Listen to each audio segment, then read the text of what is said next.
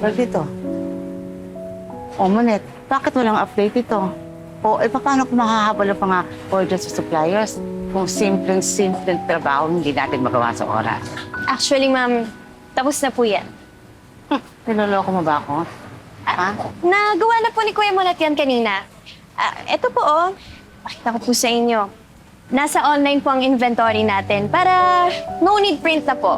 At may access na po dito si Sir Chester para updated siya at hindi po natatambak ang table niya sa mga updates natin. At kahit nasaan siya o tayo po, nakikita natin. Actually, ma'am, mas mabilis nga yan. Thank you, Mama Ana. Kung paano ko walang internet? Ako wala akong internet. Saka, ang dami-dami ko pang aaralin dyan sa online na yan. I-print po ako ng kopya niyan, ha? Yes, ma'am. Sure po. No problem, ma'am. No problem po. Problem kayo dyan.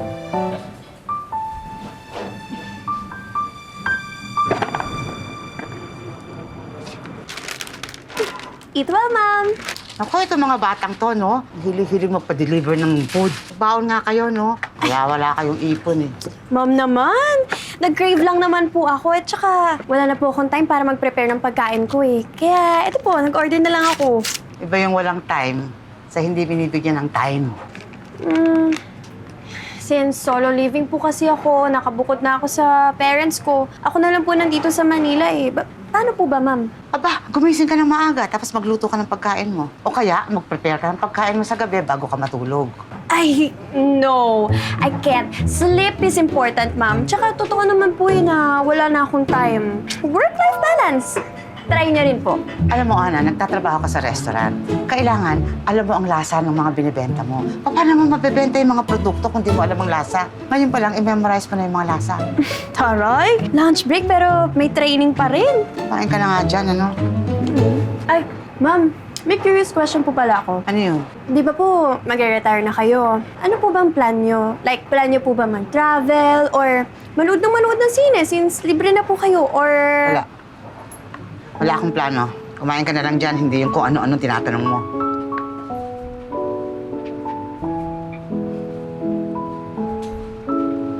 Ate Tere, kamusta si Queen? Medyo palpak po, sir, eh. Medyo palpak? Kaya mo na yun. For sure, babalik naman yun sa atin eh. And we will make up to her. Right? Yes, sir. Manintindihin yun.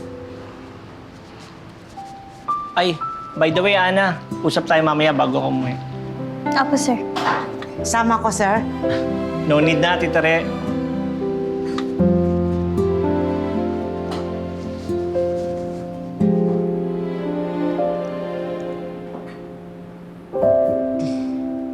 Naalala mo yung napag-usapan natin during the interview? Yung modernization plan, inaaprobahan ko na siya. At ginagawan lang ng paraan yung budget. Kasi naniniwala ako na makakatulong to sa business natin para lumago. At saka, Ana, sure ako na mai-implement mo ito ng maayos. Ano sa tingin mo? Huy!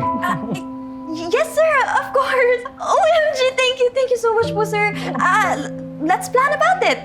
Oo naman. Kaya nga ikaw ang kinuha namin dito eh, para makapag-align sa new vision natin at ma-modernize na natin itong restaurant. Importante kasi ito na ma-implement na natin, ano?